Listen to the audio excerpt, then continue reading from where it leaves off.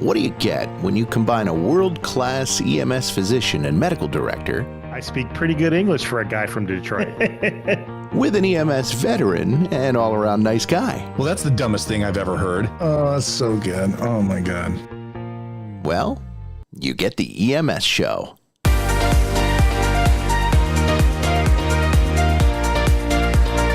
Taking it to the people, here's your host, Dr. Ritu Sani and Mike Vercast.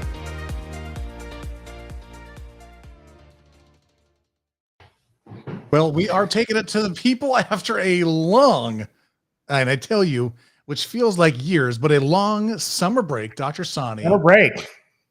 So good to see you. So good to be back. We're doing a surprise live, a pop-up. No no promos, no nothing. Just said shit with it. Let's do it. Let's just do it, because that way we'll only get a few thousand people instead of 100,000 people we normally get. Yes. Yeah. Exactly. I can't help but notice as I'm peering into your library that the only thing there is a bottle of booze, a radio. So you're set. We are getting closer and closer to moving. That is correct. It's actually 2 weeks from today that our new house is closing. Very exciting. We've sold this house already. We're renting back our house. Yeah, you're a renter. I'm a renter. The How day can you that afford the rent? I get an email. What'd you say? I said, how afford to be a renter? Renting is so expensive. Yeah, I got a good price. But you know, the day that I get the email saying, hey, you know, your sale went through, congratulations. And I'm like, great. Now we don't own this house. Let's call the fucking landlord, because this is bullshit. Yeah. Yeah, exactly. So we're trucking along. I have to tell you that we have loved planning out our house. Everybody I know, how exciting. Everybody says, oh, it's terrible and it's hard. It is stressful. Because they're like, do you want to put an outlet here or there? I'm like, I don't know. Both. Okay, that'll be $12 more for that outlet. But you know, all that shit adds up. But if I know people have had bad experiences, but we've really enjoyed it. And if you're building a house in the Portland area, we would go with our builder again in a heartbeat. Stonebridge Northwest Builders. Oh, and they should be a sponsor of this podcast, but they are currently not. But yeah, I'll talk to our salesman Travis and say, yeah, there you go. Be sponsoring the podcast. Yeah, exactly. We're still looking for a sponsor, so if anyone knows of anybody, we'll do booze or like any kind of, you know. The problem is we can't do conflict of interests for me. Yeah, I know, that's the worst part. I mean, we've already gotten offers from Stryker and a billion other people, but we just can't. Right. Not until it just gets kind of weird. Yeah. If I have a role in deciding, you know, what somebody's doing or if a product somebody's using, then I can't be involved in that. Yeah. So, you know, ESO and Stryker are two companies that we use in a lot of things. And I think they would both enjoy sponsoring us, but I can't take the money. Yeah. For sure. And yeah, exactly. But anyway, yeah, so it's been a long summer. We're excited to get caught up on some stuff. Got a few people watching it. My daughter is watching, which is very exciting. So she's currently hanging out in Tempe, Arizona, near near the Arizona State University, where Ryan goes to school. He's doing his film stuff there, so that's very exciing. Yeah. Cool. Well, yeah. You know, what's life like in Austin? And working in the data industry. It's been good. You know, it's this is what I've decided. I'm not sure how much of a fan of Texas I am, to be honest with you. Well, I can tell you that I'm not, but that's okay. So, hey, listen, it's been a great career change. In fact, who was I talking to today? It might have been Jarvis, because we have the PCRF going this week. Nice. But no, it was Jamie Kimmel. I was talking to Jamie, who's, you know, as you know, from Oregon Tech there, and super involved in the research stuff. And he was kind of asking me, you know, how things are going. And I'm like, look, I love being in the tech side now. I am learning skills, knowledge, abilities, things that I never, did when I was in EMS, right? Like it's like a whole new thing. And while I'm kind of related still, right, to EMS and fire, public, all the stuff that we're doing, it's so much more broad, all the cool stuff that I get to do and the teams I get to work with and learning all about this stuff. So I love it. I mean, I love it. I love it. It's awesome. But Texas, I don't know. I'll probably take some flack for this, but if I could move home tomorrow, I'd be on the truck. Well, you had a pretty shitty summer there. So we had, I will get the numbers close to being wrong. So we've had 70 some days straight of 100 plus, which we just broke Saturday, this last day. And then 45 of those were 105 or more. So what I've been telling people is it's just hot and snaky. It's hot and snaky. Right? Yeah. We run out of power. We run out of water. I got no rain. All the stuff's cracking. The ground's like it's like, I don't know. It's not Oregon, but I'm sure it's fine. The people are fine so far. I mean, the people I work with, I have a pretty tight circle, right? But yeah, if I could move back to Oregon tomorrow, I would be on the bus. Yeah. There we go. We were down in Houston visiting my parents, and it was 118 degrees. And then we moved. We're like, oh my God, we're so glad coming back to Northwest. And then 2 days later, it was like 105 here. So I was like, oh, I guess we brought it with us. But yeah, that's funny. They, my nephew, who I think we've talked about him in the past because he was the one who had sepsis, but he's now a junior in high school and he's in the marching band for his school. And they had to move marching band practice inside because when the heat index is above 115, they have to move practice inside. So yeah, the other day, one of the days when we were there, they had practice outside because it was only 114. And he said it was very cold. Oh, that's fine. He said it was extremely cool, that they were. Yeah. So anyway, but yeah. Well, we got the summer is over. We figure we should probably jump back in the saddle. And as what we normally need to do and what we usually do, and we're going to talk about some EMS topics. So I know Bill Toon's watching, so calm down. Who else? Chief Gardner's he's our director of fire at ESO. So he's already given me shit about my Texas comment. And I'm not sure why my comments are not coming up on my thing in here, but that's kind of weird. But anyway, we gotta talk because when the summer's over, that means it's football time. That's exactly right. And there's been some good stuff. I know you've already been to a game. Go Blue. Yep, we went to a Michigan game actually with my nephew and my brother because he's looking at colleges and he wants to go he's interested in a place that has a good engineering school and a good marching band. And I was like, I know a place just like that because he's in marching band. So yeah, we went to the Michigan East Carolina game, and I used to be on faculty at East Carolina before I moved to Oregon. So it was kind of fun to go. They're back. The Pirates, right? Or some kind of a. Yeah, and we ran into a fair number of Pirate fans who it was like, yeah, we want to come see what a ginormous stadium looks like. And they were very nice. And I was like, hey, I used to live in Greenville. And they're like, oh, wow, cool. Yeah. Now everyone's all buddies. That's cool. Yeah. So yeah. And I've been watching the Oregon Ducks again, usually with some confusion on what I'm seeing and some concern and some, heavy breathing and things like that. There was a pretty wild game against Texas A&M.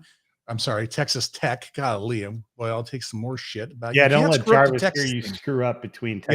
Yeah, you see the A&M or Texas Tech or Baylor or whatever, and then you put beans in the chili. Like there's so many rules I got to remember being here, right? But yeah, actually, Colby Colbert says that sound a lot like Ohio State as well. And I was actually thinking that when you were talking about like good school and a good marching band, they are the best damn band in the land. Oh, that's what they say, but they're full of shit. I don't know. That's pretty good. They have a TikTok page, and I frequent it. Do you know the first marching band to do a Script Ohio? Yeah, the University of Michigan marching band. That's weird. That was they did that as like a Like an honor? It was an honor. It was a thing that they did when they played Ohio State one year, like in the 1920s or something, or 1930s. And Nope. the Michigan marching band said, "Welcome, Ohio. We'll make a script, Ohio." And the Ohio State marching band was like, "Hey, that's really cool. We're going to make that our thing now." Well, that's cool. Yeah. You gotta, you don't have to admit this because I know you never will. I never. But the dotting of the I and the whole pomp and circumstance and how they pick somebody that gets to go out and dot the I. I mean, that's pretty cool. I mean, we can't make this about Ohio State. I don't want to offend you. I'm just saying it is pretty cool. I know, enough of that. But we also got the Detroit Lions, which, I mean, I was so surprised to see them win. No offense. I'm sure Detroit fans were surprised as well. So I'll tell you I had a lot of emotions. A few years ago, So you're already down to 2 viewers. Yeah. But actually, it was the Ohio State talk. Yes, there you go. I had a lot of emotions because typically in a close game like that, I'm like 100% sure that the Lions are going to blow it. It's like they call it the SOL, the same old Lions.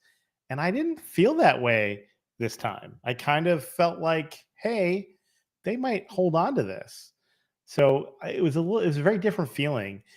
I was very nervous going into it because the Lions have been sort of like everybody's kind of hot pick if you're going to be a contrarian, and they're the up and coming team. So they'll be like, so a lot of people have been talking them up, and I was like, oh my gosh, I don't want them to fall flat on their face on national television. Yeah. But they didn't. They played well. They did play well. They came out with that won. W. And for a while, they had the best record in the entire NFL until, for going into the weekend. Well, they were pretty good. Yeah. And I like to see it. That was awesome. Oh my gosh. Well, I'm wondering how the people are doing. I know there's only a few watching, but gosh, I wonder how they're doing. How was the summer been, you guys? Throw it in the comments. We're up live on YouTube, on Twitter, Facebook, of course, and then we're on my Facebook page, Ratu's Facebook. God, we're just everywhere. So many things. So if you're watching on one of those other, I can't even see the comments because the little comment thing ain't working. But anyway, thanks for watching. To see you guys, or if you're listening later on, I'll probably cut all this out so you wouldn't hear it. But nonetheless, EMS World, there's a lot of stuff going on. I know you're not going into any conferences, but we're getting into conference season. We got EMS World coming up. I'm driving there. Never done that in my entire life. We're driving. You're driving to EMS World? Yeah, it's in New Orleans. It's only like 7 hours. Uh-huh. So we're just going to cruise out Tuesday.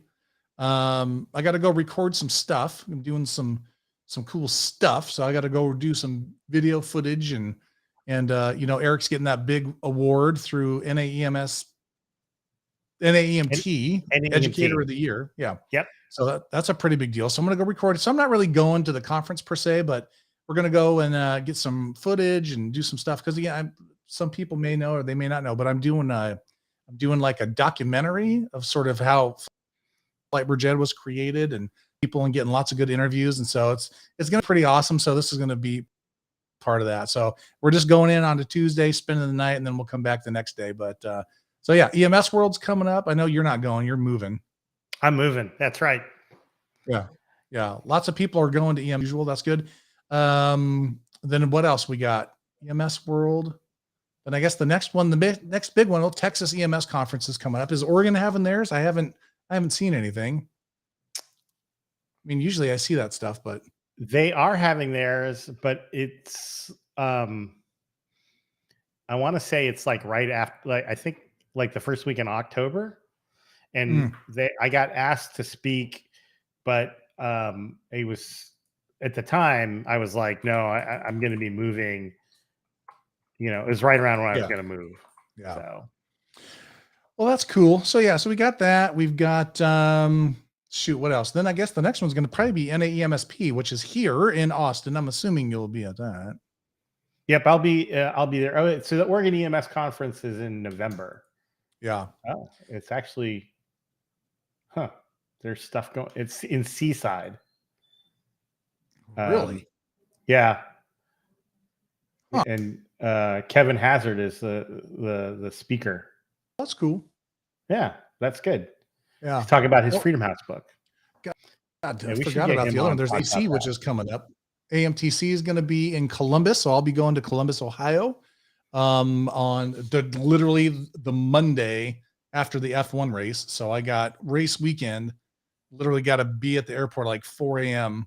Go to Columbus because, of course, I'm flying Delta and I got to go 6 ways from hell to get there because turns out you Right. can't fly direct to Columbus. So, and then I'll be there for a few days. So that'll be coming out. So if you're in the air medical side and you're going to be listening or watching this, you should Don't you definitely have to check cross out. the river Styx to get to Columbus? Right. Exactly. So then, How and you then get we've to got hell games. if you cross the river Styx. So, Oh yeah, that's true. there you go. That's true. So yeah, so I know you've been doing some stuff. It's busy times there as I think back to my days back when I was out there doing stuff. Got to be doing protocol stuff. I know you're doing some other things. So what's Protocol committee is one, we kind of know most of what we're doing by the summer break. So we took our summer break and we have a meeting this week to sort of tie up some loose ends and then we start working on putting together the educational component. But there's not anything huge going on. I was just kind of leafing through. perusing? We've had a lot of passionate discussions about things, but not necessarily huge changes. Um, I think one of the things though that we're doing is we are introducing a buprenorphine protocol into the protocol book. We're actually doing a trial with one of our smaller fire departments just to kind of kick it off. And John Turner, our good friend Dr. Turner, is actually leading that project through the county and actually has a separate gig that he's doing with that. And then so that's our big, I think probably our biggest thing is Suboxone, buprenorphine for post for withdrawal symptoms, and then getting So sort of kind of walk me through that because obviously that's been a topic that's been going on for a while now, very controversial in some places. But what's the protocol for this? So when would this be given? Tell me about it. Yeah, so we have if you give me 2 seconds, I Yeah, will for sure. actually find the proposed protocol. But the idea is that when one of the things that happens is we give people Narcan, they're going to die, they get Narcan and they wake up and they're in severe opioid withdrawal. It turns out that most people don't want to quit using when they're in withdrawal. But if you can treat their withdrawal and then also get them plugged in to resources to get treatment, that some percentage of folks, sizable, will seek treatment. This was first in New Jersey. Camden, New Jersey was probably one of the first places to do this and published some work, not in the research literature, but more like in GEMS and things like that, where they talked about it. The Bay Area has some work on this, and then at NAMSP, Dave Miramontes did a long discussion, a nice lecture about it with the program that they're doing in San Antonio. But the idea basically is that if a patient has findings of opioid withdrawal, that you can initiate aggressively treatment with buprenorphine, and improve their symptoms. Some of those patients will be transported, some will not. The ones that are not transported, they actually have it. You've sort of built in a bigger safety factor for them because they're less likely to have to go into to sort of have the opioids kind of outlast the naloxone. Yeah. And then the other component about it though is giving them the resources to get into treatment or to start treatment. and this goes really well in our county, in Clackamas County, with the Project Hope program. Yeah, Amy Jo has since retired. God bless her. I would hopefully she listens, but we do miss her a ton because she's amazing. Neil, living in Idaho now, I believe. she's in Idaho. Yeah, we were a little too Mhm. blue for her here, I think, at the end of the day. But she's a goddess, and I adore her. And she really built this Project Hope program where our community paramedic, Amy Jo, and a substance use worker from the county would go and follow up with our patients who received naloxone either very rapidly, like within a few days, and knock Yeah. on their door and say, "Hey, we're here from the county. We saw that you almost died, and we are here to offer you a treatment." And there were definitely successes where people took them up on it, and they were Mhm. able to get them into a treatment program. So building on, Dan Hall as well. Shout out to Dan. yes, oh yeah, Dan Hall, but he's a Duck fan, so I have to be a little bit careful about that. So yeah, and I don't know if we want to talk about a little bit about buprenorphine and kind of how it Yeah, how we it should. works, Yeah, or let's talk that about sort it. of thing. We can talk a little bit about the physiology. So Suboxone is buprenorphine and naloxone together, and the naloxone in the Suboxone actually doesn't do anything. It's actually in there to prevent people who have it from grinding it up and injecting it into their Oh, veins. okay. Okay. So Suboxone, naloxone doesn't isn't absorbed orally, whereas the buprenorphine or the bup is on the mucous membranes. So is it a PO medication? Much like your bourbon there? Just like my bourbon. Yes. Oh, it's whiskey. I will take one moment to Oh, this okay. is the Westward whiskey. Westward Oh, is yes. a Oregon-based distillery that is getting national acclaim. It's a single malt.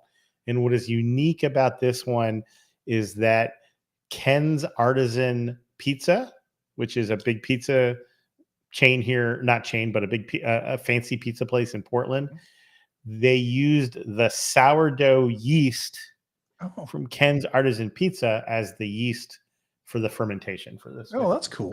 Nice little plug. Also available for sponsorship. If they're Also watching. available sponsorship would be Westward Whiskey or Ken's Artisan Pizza. Either one. So buprenorphine is given orally, Okay. or it's given as a dissolvable film. Is the most common. So you know those like breath films that were really hot. Oh, yes, I love them. Yeah. Yeah. Are they even still out there? Oh, yeah, you can find them. I love Okay. the cinnamon Listerine ones. Those are the best. Yeah. So it's basically like that. And Huh. it comes in a film. The buprenorphine, which is an opioid, is absorbed through the sublingual into the bloodstream. So buprenorphine is an opioid agonist antagonist. So unlike morphine or Dilaudid or heroin or fentanyl, those are opioid agonists. They go to the Indeed. opioid receptor and they activate it. They go in and what the buprenorphine does is that it goes in, activates it, but also blocks it at the same time. And so Makes what sense. happens is you don't get the high or the buzz, but you also don't get withdrawal.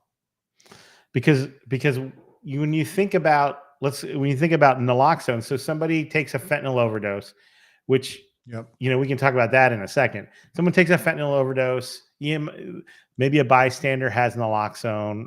They get like 3 things jammed in their nose and get 27 milligrams of naloxone. Perfect. And then what happens is the naloxone swoops in, kicks all the fentanyl off the opioid receptors, and And then it blocks takes its them. place. And now there are no opioid receptors that are engaged, and that precipitates withdrawal. So what the bup comes in is it comes in and it has higher affinity than naloxone, and it will kick the naloxone off and re-engage, but instead of just blocking, it will also engage the receptor and therefore will treat the withdrawal symptoms. And so aggressively given, it can help, it can treat withdrawal. And then what happens, it can be used so acutely for withdrawal, and then it's used for long-term treatment for opioid use disorder. If you take daily Suboxone, then you don't go into withdrawal and you don't get the cravings, and you don't get high, or so some people, it's largely replaced methadone as treatment. Methadone. Yeah. Okay. Methadone was used as an opioid treatment primarily because it could be taken orally and was very long acting. So you could take doses of methadone and then you wouldn't have the urge to go get heroin or and that sort of stuff. But with Suboxone, that seems to have in a lot of places. I still see methadone patients on methadone, but we see more and more people on Suboxone. And so the standard stuff is somebody will go into treatment and say that they would like to start on Suboxone, and then they get started on it, but they get sort of ramped up because Suboxone, because buprenorphine, because it's an opioid agonist antagonist, if you're not in withdrawal, it can precipitate withdrawal. So if you have a person who's high and not in withdrawal and you give them bup, they'll go into withdrawal.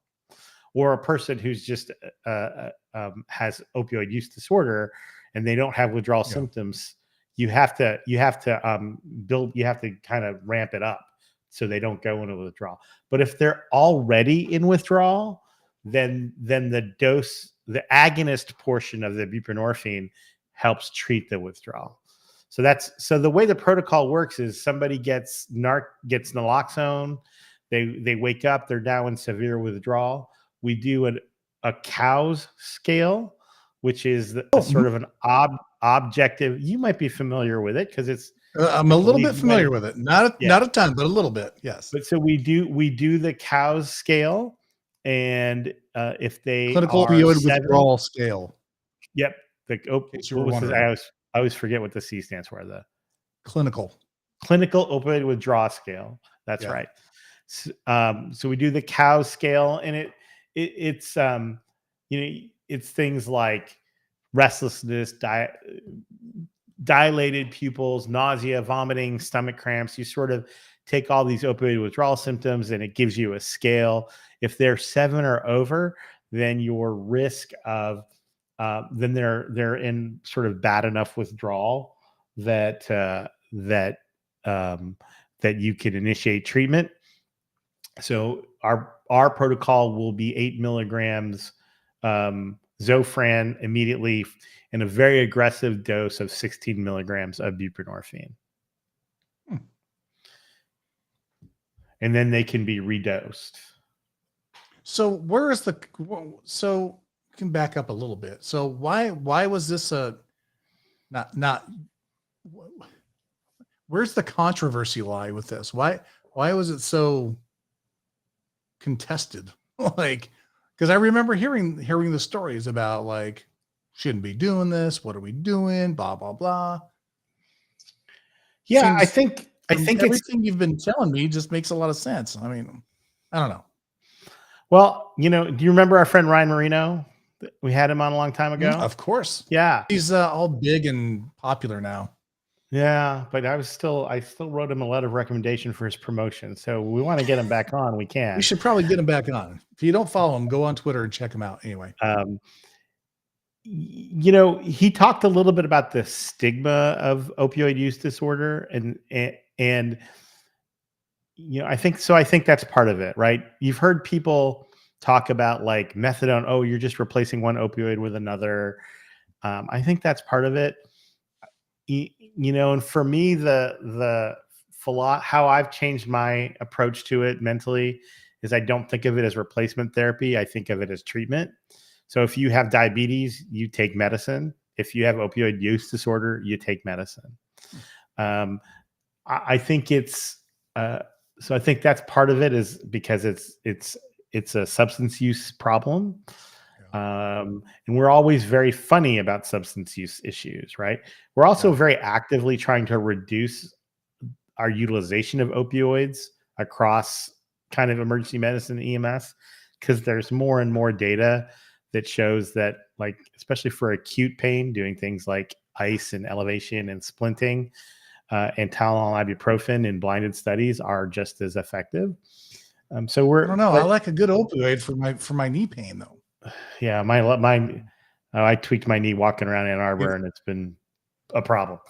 I'm saying, like, but I think that's part of it. I think the other thing too is that EMS does not frequently initiate treatment that is to be ongoing, right? Okay. So nobody calls, nobody calls and says I have high blood pressure, and EMS doesn't go, here's your dose of losartan, here's a number, get your prescription filled. So I think that's a little bit of a philosophy change. But I think that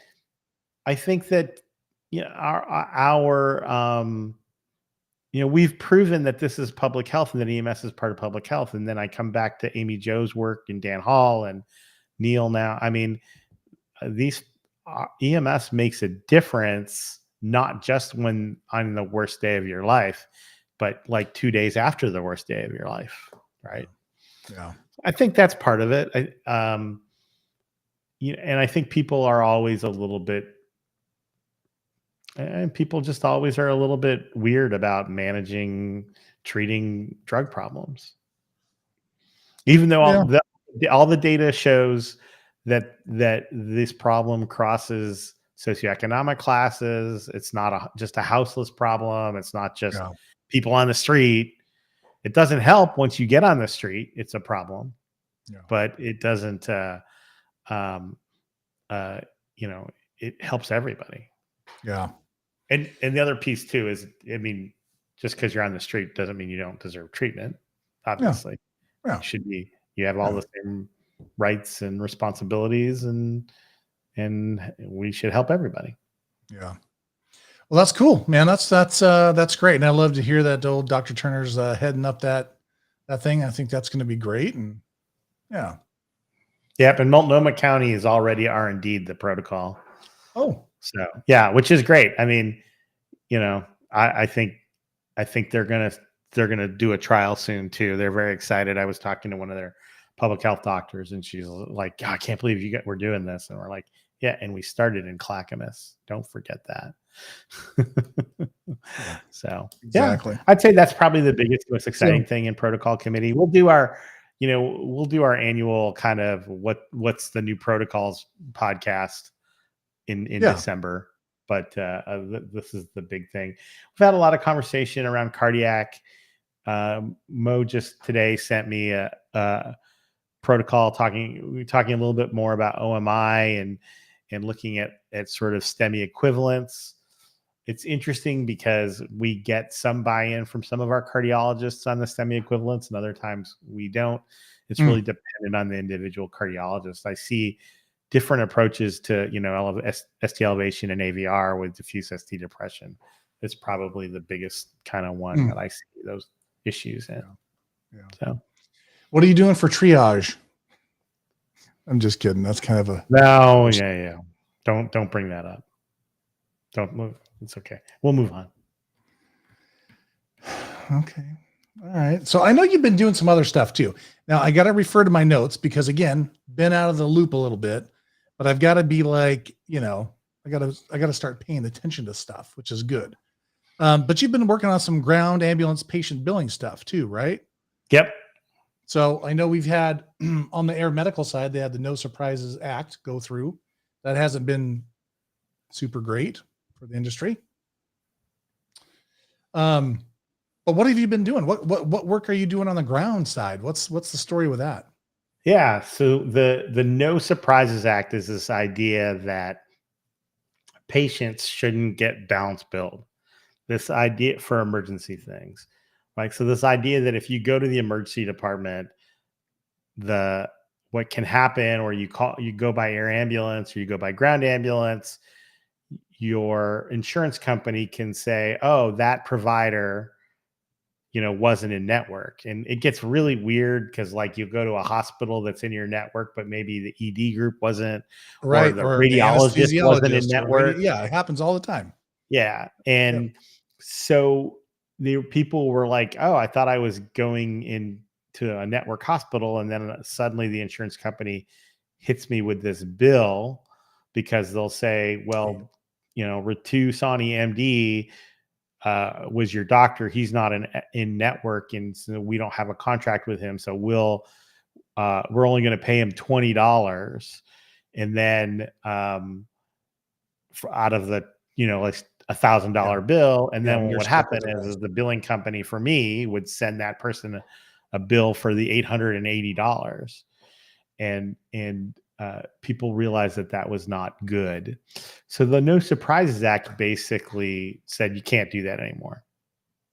And but the devil's in the details, right? And but somebody's got to pay for this stuff. And how do you do that? And how they did that.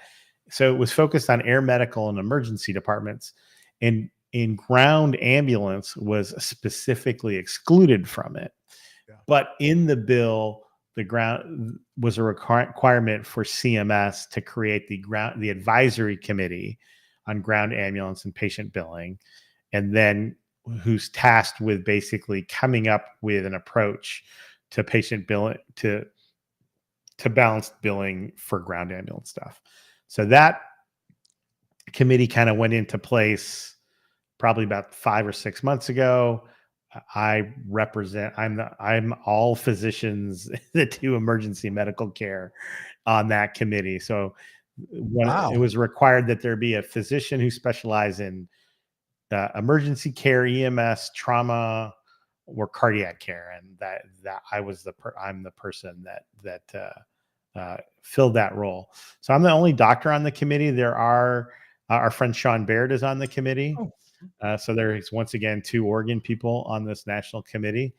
The CEO of AMR is on the committee, as well as there are members of the committee that represent consumers. There is one representative that represents payers, but probably not enough. And so we had a couple of public meetings, and I can mostly talk about the public meetings and what's been discussed. And we'll be coming out with some recommendations by the end of October as to how to approach the idea of balanced billing in ground ambulance stuff. Well, don't screw it up. Yeah. Well, I mean, I'll tell you where I stand and where I think a lot of people stand. Nobody should call 911 and then like 2 months later get like a multiple $1,000 bill shoved in their face. Right? Yes. And I agree with that 100%. But the problem is somebody still got to pay for the shit. I agree with that 100%. And so the devil's in the details, right? So it really comes down to like, how do you pay for it?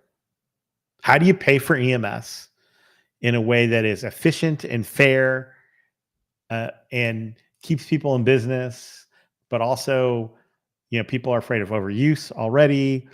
And that's really that's the crux of the problem.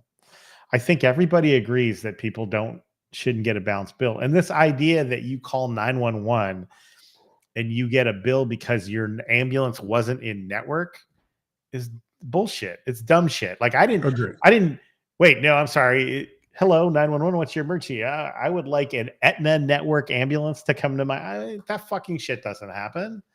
Right. No. So, this idea that networks exist and we made that argument in emergency care too, that people shouldn't, they go to the emergency department. They don't know which of their specialists are in network and which out aren't. Yeah. stuff like that. And then air ambulances too. You don't get to pick your air ambulance. But so their response was that there would be this, if somebody, so basically like now you can't send a patient a bill other than their deductible, right? If I have insurance and I know I have a $200 copay for going to the emergency department, not the deductible, the copay, then I know that I go to the emergency department, I pay my copay. So that's the only bill you can send is the copay. And then what happens is the insurance company figures out how much they're going to pay for the service.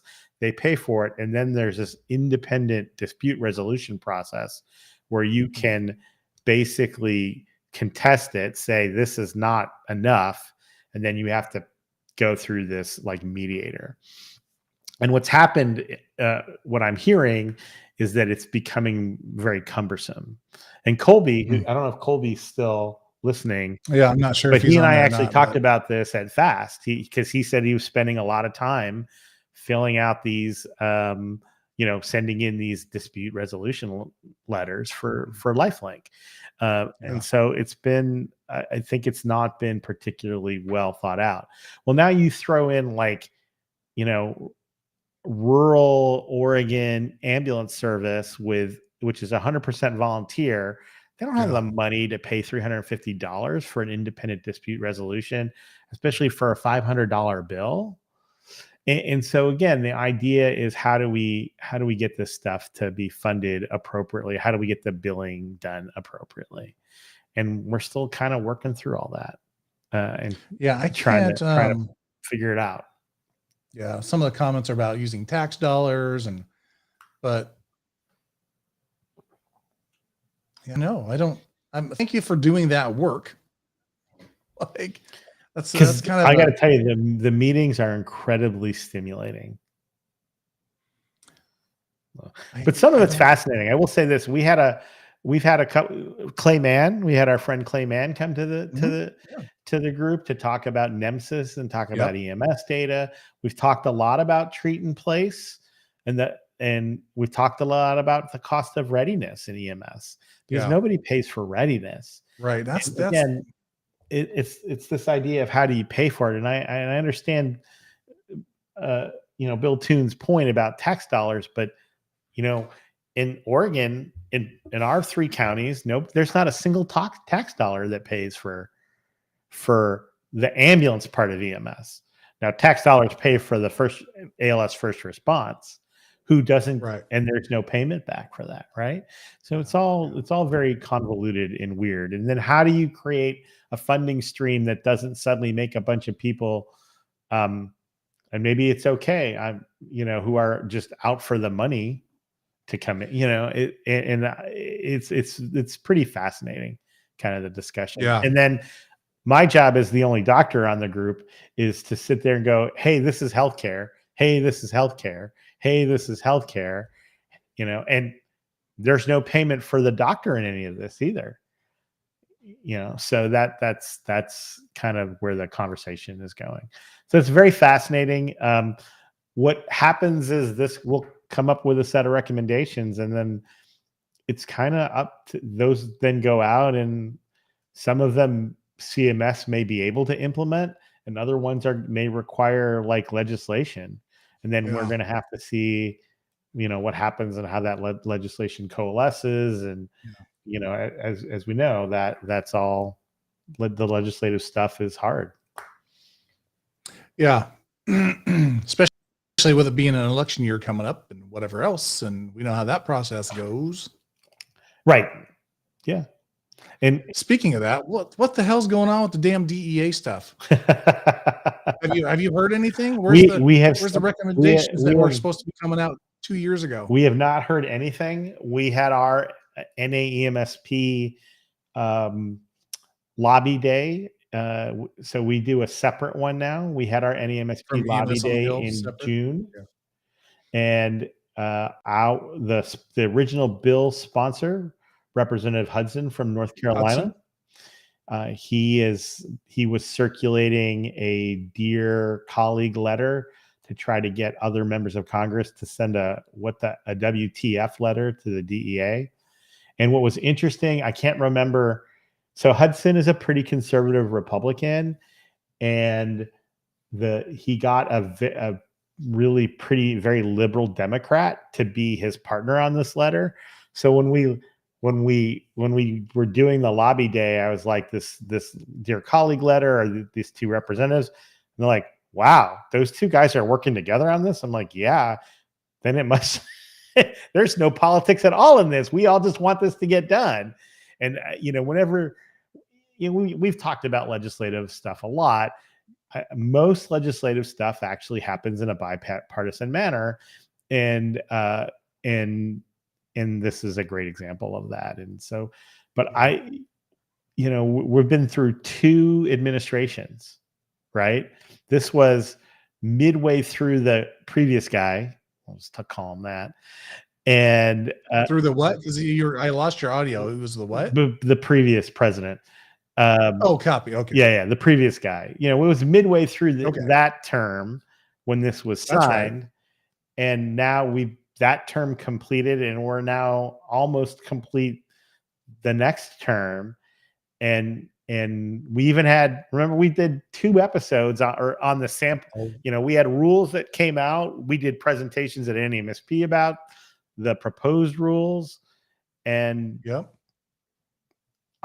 So I don't know. And I don't know what's holding it up other than some of this weirdness around the fact that it has to do with opioids. But it's definitely in the DEA's court now. It's always been in the DEA's court.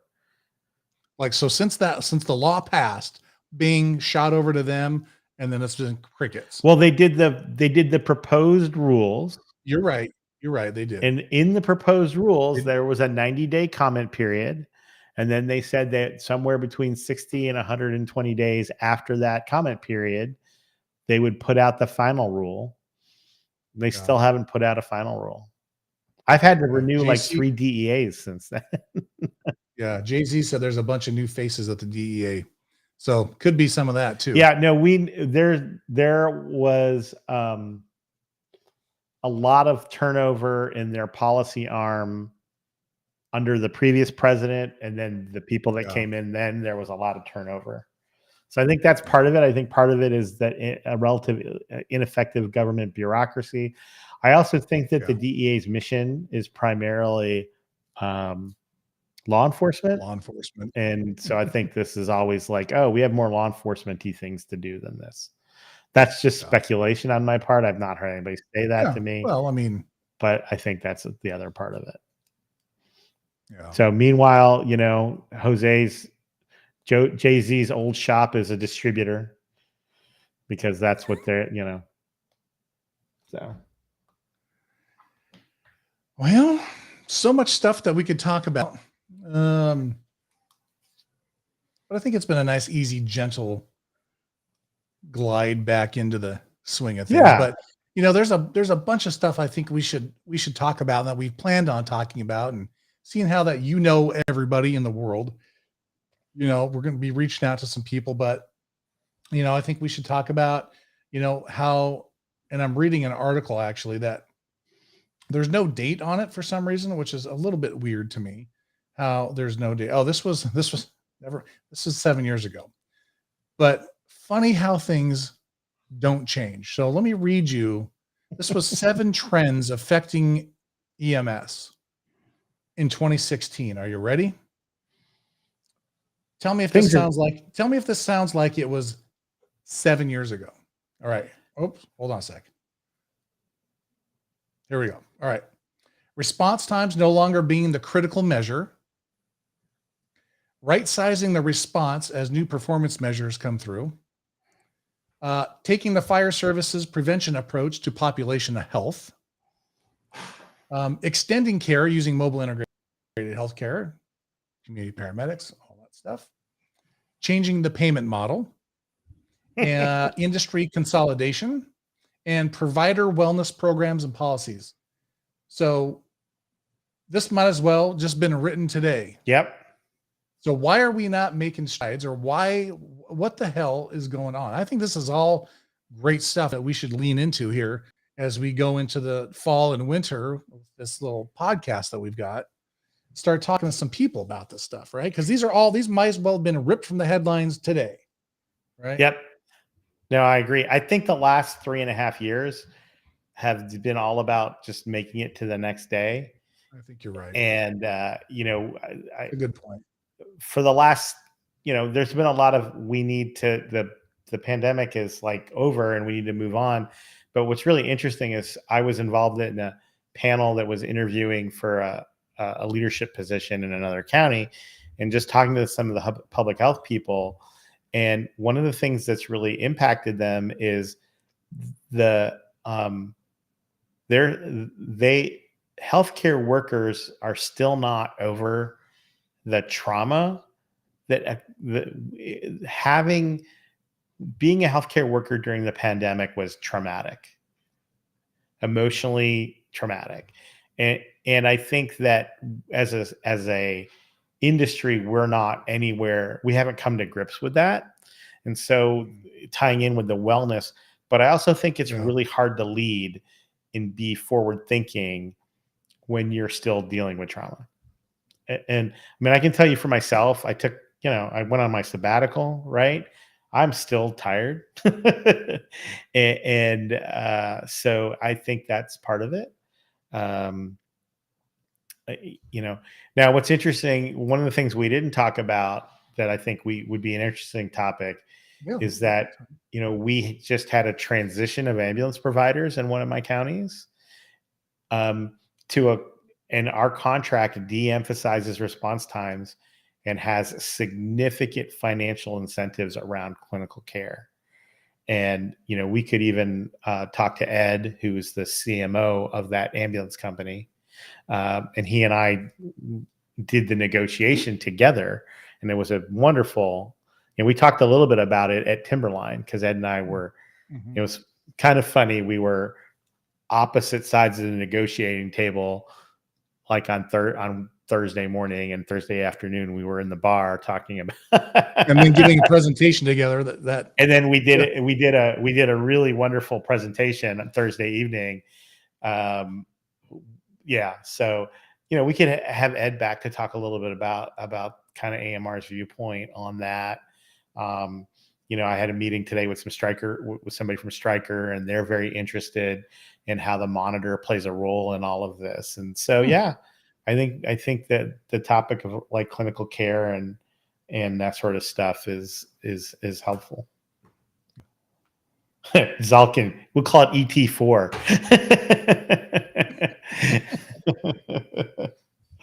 So yeah, that was good. Yeah, Jose Cabañas is committed to coming on. We just got to pick a time. Jose's the current NEMSP president. We always, we had the last one on. We'll try and get those guys on. We get some good guests. I think we need to start moving. Yeah. If you haven't listened to our last podcast, we had the Sklar brothers talking about comedy and its role in kind of wellness and healthcare, and how their comedic process, and how they work through their creative process for developing, which I think has implications on lots of things around how to take care of people. So I would say go back, and they're funny. They're very funny. You won't have to go back very far, because it was literally the last episode, and it was in May. It was our pre-summer solstice, whatever. Yeah. It was our EMS week tribute. That's right. Yeah. Actually, it was in June. Remember, we had to. Was it? Oh, yeah. It was supposed to be in May, but it was supposed to be in May, and then they had something come up. So yeah. Also, should do a quick remembrance of 9/11, which was yesterday. It's always a super struggle with me. Always has been. I remember, obviously, I was working that day, and I'm sure everyone remembers where they were. But I always it's also my wedding anniversary. So it's this weird thing. And then I have my anniversary of when my dad died. It's coming up also. So I had these three things. September was really kind of, other than my anniversary, which is great, but it just got so overshadowed, right, by all this, you're going out to dinner and celebrating on this, day of, it's just weird. It's just weird. Yeah. How people have birthdays on September 11th, and right, the world goes on, but it's just a weird thing. But I always try to force myself to watch, something, a documentary, something just to remember, you know what I mean? Like, it's important to me, even though I hate it and I don't want to think about it, but I feel like I just owe that and I have to. So like I watched, it's a couple years old. It's called One Day in America, and it was done by National Geographic. And I think it's about 5 episodes. And after I got about episode 3, cause I mean, it's kind of all the same. Right. It's the buildings and the planes and but about 3 episodes in, I realized I had seen it already, but it's so good. It's so good. And so many of those people that, came on there, like they've died since this came out. People are still dying from 9/11, right? Yeah. It's just wild to me, but yeah. No, I remember the day well too. Yeah. So, but I know our fire departments in this region did remembrances yesterday. Unfortunately, I was unable to attend one because what do I do for my job? I go to meetings. I had some meetings, but we did get one of our medical directors out to one of them. So, oh, nice. That's good. It's a hard day. It's a weird day because of what happened. But I think it's important to remember that our first responders, fire, EMS, and police are putting their lives on the line every day that we go out. Yeah. Yep. So, yeah. Somber note to end it. Well, I just wanted to throw that out there. I think it's great.